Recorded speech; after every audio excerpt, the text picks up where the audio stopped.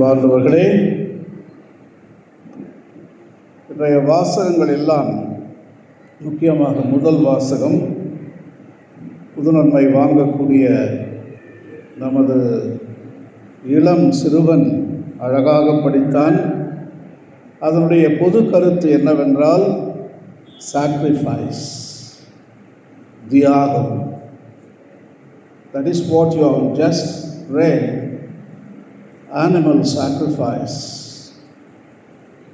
Moses sacrificed an animal and then sprinkled the blood around the altar. Sacrifice. Somebody has to sacrifice in order to ensure the future's survival.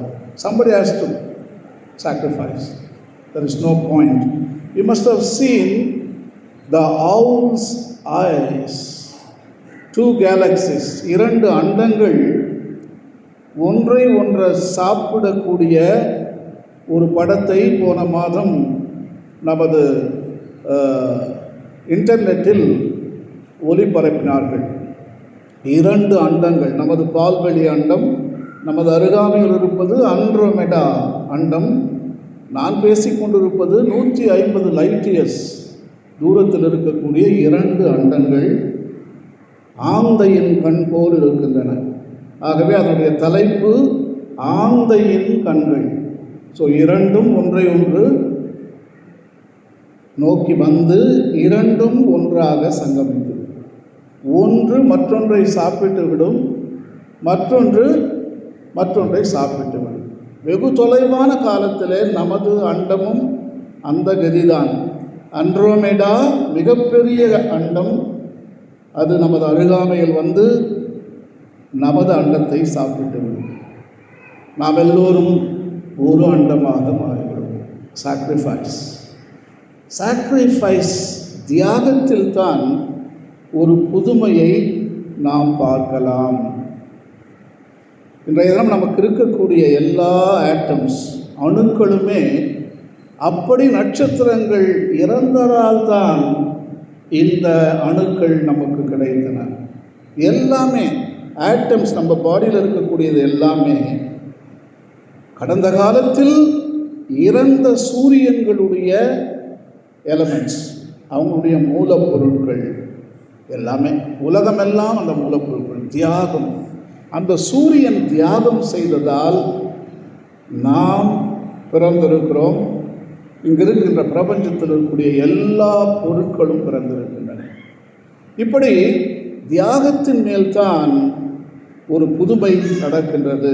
இன்றைய முன்னுரையில் teacher அக்ஸிலியா அழகாக படித்தார்கள். உறவுகளுக்கு உரமூட்ட தியாகம்தான் கொடுக்க வேண்டும். இயேசுநாதர் அதைத்தான் செய்தார். மாபெரும் தியாகம், தன்னையே பலியாக ஒப்பு கொடுத்தார். ஒவ்வொரு நாளும் அவரை உட்கொள்ள தனது உடலையும் இரத்தத்தையும் நமக்கு கொடுத்திருக்கிறார். இதை என் நினைவாக செய்யுங்கள் என்று நமக்கு சொல்லியும் காட்டுகிறார். இங்கே உணவுகள் இருக்கின்றன, எத்தனையோ விஷயம் இருக்குது. முக்கியமாக உணவை பற்றி தான் நான் பேசிக்கிட்டு இருக்கேன் இன்றைக்கு. ஏன்னா அந்த உணவை பற்றி தான் இன்றைய நம்ம கொண்டாடி கொண்டிருக்கிறோம். உங்கள் வீட்டில் பாருங்கள், அந்த வாழைப்பழம் பார்க்குறீங்க, அது என்ன சொல்லுது உங்களை பார்த்து? Take it and eat it, this is my பாடி. வாழைப்பழம் சொல்லுது, நல்லா கேட்டீங்கன்னா அதுதான் சொல்லுது. Take it and eat it, this is my body. Even the banana, apple, even strawberries, everything looks at you and states only one word: take it and eat it, this is my body. Even water, take it and eat it, this is my body. நம்ம கோழி கூட காலையில் எழுந்து கத்துது இல்லையா, கொக்கரோ கோன்னு கத்துது. அந்த வார்த்தையை நல்லா கவனிச்சிங்கன்னா, take it and eat it, this is my body என்று தான் அந்த சேவலும் கத்துகின்றது.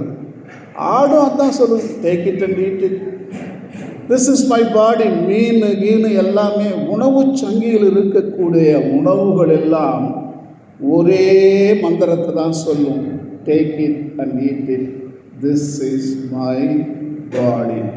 அந்த உணவு சங்கிலியில் ஒரு நிலையில் இருக்கின்ற உணவு வெஜிடேரியன், நான் வெஜிடேரியன், அந்த வார்த்தை தான் நான் வெஜிடேரியனாக மாறுது. நான் வெஜிடேரியன் அதே வார்த்தை தான் சொல்லுது, take it and eat it, this is my பாடி. அதுதான் இரண்டு திண்ணிகள், ரெண்டையும் சேர்த்து சாப்பிடக்கூடிய வெஜிடேரியன் நான் வெஜிடேரியனாக மாறுது. ஸோ இந்த மேஜிக், இந்த புதுமை எப்படி வருதுன்னா அந்த வார்த்தை தான், தியாக வார்த்தைகள். Take it and eat it, this is my பாடி.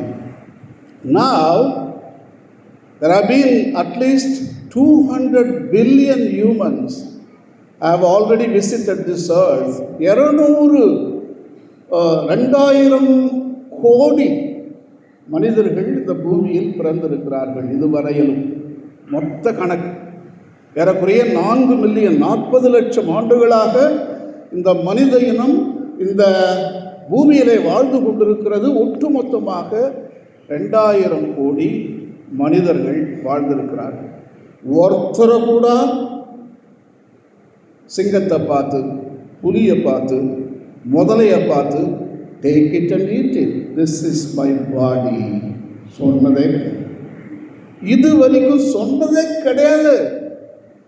யாரை பார்த்தும் சொன்னது கிடையாது ஒரு மனுஷன் கூட. Take it and eat it, நீங்கள் எல்லாத்தையும் சாப்பிடுவீங்க.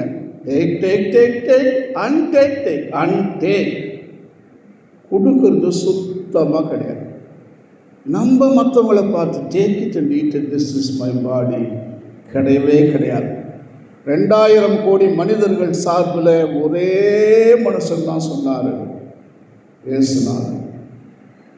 இயேசுநாதர் ஒருவர் தான் take it and eat it, this is my body. See, only Jesus said, take it and eat it, this is my body. That means the ultimate sacrifice. You know, what is the goal of human existence? மனித வாழ்க்கையின் இலக்கு என்ன? மற்றவர்களுக்காக நாம் வாழ வேண்டும். உறவுகள் என்பது அதுதான். உறவுகள் தியாகத்திற்கு அழைக்கின்றன. நாம் செய்கின்ற தியாகம்தான் வருங்காலத்தில் இருக்கக்கூடிய மக்களுக்கு பயன்பெறும். உங்கள் குடும்பம், நாங்கள் அக்கம் பக்கம், என் வீடு மாசிரெட்டியார் குடும்பம் வீடு பக்கத்தில், நாங்கள் ஏரிக்கரைக்கு இந்த பக்கம், அவங்க ஏரிக்கரைக்கு அந்த பக்கம், 10 அடி நாங்கள் இந்த பக்கம், ஏரிக்கரையிலிருந்து 10 அடி அந்த பக்கம் அவங்க. எத்தனை ஆண்டுகளாக, ஏறக்குறைய 3 தலைமுறைகளை நான் பார்த்திருக்கிறேன். அந்த உறவுகள் மனித வாழ்க்கையில் எத்தனையோ இடர்கள் இருக்கின்றன. இருந்தாலும் நாங்கள் அன்பாக, மகிழ்ச்சியாக, ஒற்றுமையாக அருமையான வாழ்க்கையை நாம் வாழ்ந்திருக்கின்றோம். அவர்கள் செய்த தியாகம்தான் உனக்கு எரிக் ஜோஷுவா அவர்கள் செய்த தியாகம் அதுதான் உனக்கு கிடைத்து கொண்டிருக்கிறது. அவங்க அப்பா, அவங்க அம்மா, அவருடைய பிள்ளைகள், உங்கள் அப்பா, உங்கள் அம்மா, sacrifice.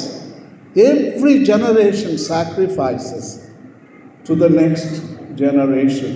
That is the symbolism of this celebration. Eucharist simply tells you, do sacrifice. That is the Christian virtue. இன்றைய தினம் இந்த கொண்டாட்டத்தை நாம் கொண்டாடுகின்ற போது நாம் நினைத்து பார்க்க வேண்டியது, இன்றைய தினம் நாம் அனைவரும் அந்த தியாகத்தை செய்கிறோமா? கொஞ்சம் தண்ணி யூஸ் பண்ணுறதும் தியாகம்தான்.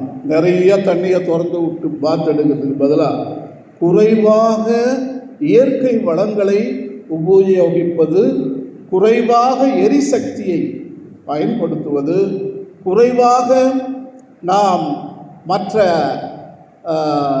விநியோகப் பொருட்கள், நுகர்வு கலாச்சாரத்தை செய்வது, இவையெல்லாம் தியாகத்தின் ஒரு அங்கங்கள் என்று நான் சொல்லுகின்றேன்.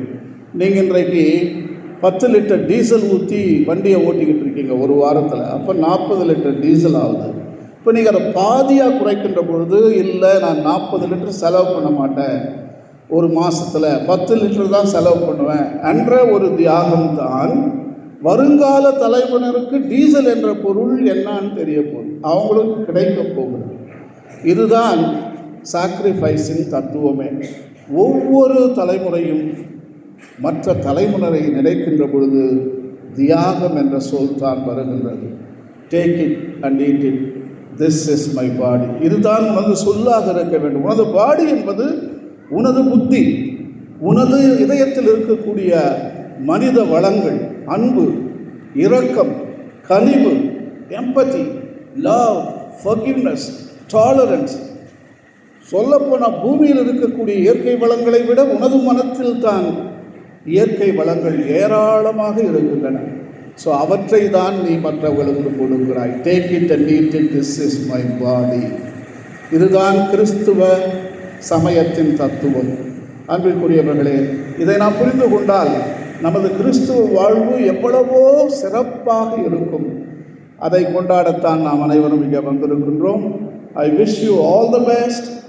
Don't forget, today only one word you remember: sacrifice.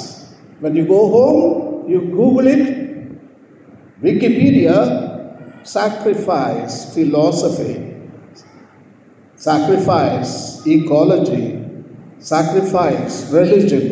In all the areas, you Google it, probably you are going to be a PhD later on in the study of sacrifice. I wish you all the best for your courageous decision to come to the church and to receive Jesus Christ. Today, குடும்ப தாய் தந்தைக்கு எனது வாழ்த்துக்கள், முக்கியமாக எனது தங்கைக்கு எனது வாழ்த்துக்கள், மற்ற பிள்ளைகள், முக்கியமாக தாத்தா பாட்டி, எங்கள் வீட்டு பின்னால் இருக்கின்ற அந்த புனிதர்கள் என்று சொல்லலாம், அவர்களுக்கு எனது வாழ்த்துக்கள். அதோடு அவங்க கூட பிறந்தவங்க, அவங்க அப்பா, அவங்க அம்மா மாசி முத்து ரெட்டியார் சின்ன, அவங்க அந்த உங்கள் முப்பாட்டி எல்லாமே கனிவானவர்கள், அன்பானவர்கள், பேசுறதே தெரியாது, அவ்வளோ பாசமாக இருப்பாங்க. எல்லா உறவுகளையும் கட்டி காத்தவர்கள், தியாகத்தில் சிறந்தவர்கள். ஆகவே நீ உங்கள் முப்பாட்டியை பற்றி கதையை நீங்கள் கேளு. அவங்க என்னென்ன தியாகம் பண்ணாங்க, உங்கள் தாத்தா உங்கள் பாட்டி அவங்க என்ன தியாகம் பண்ணாங்க, இப்போ உங்கள் அப்பா உங்கள் அம்மா என்ன தியாகம் பண்ணிக்கிட்டு இருக்காங்க, நீ என்ன தியாகத்தை பண்ண போகிற, இவற்றை கண்டுபிடிப்பது தான் இந்த கொண்டாட்டமே. புது நன்மை என்பது இதை நாம் கற்றுக்கொள்வது தான். Almighty God bless you with every blessing on this beautiful day of your first communion. Amen.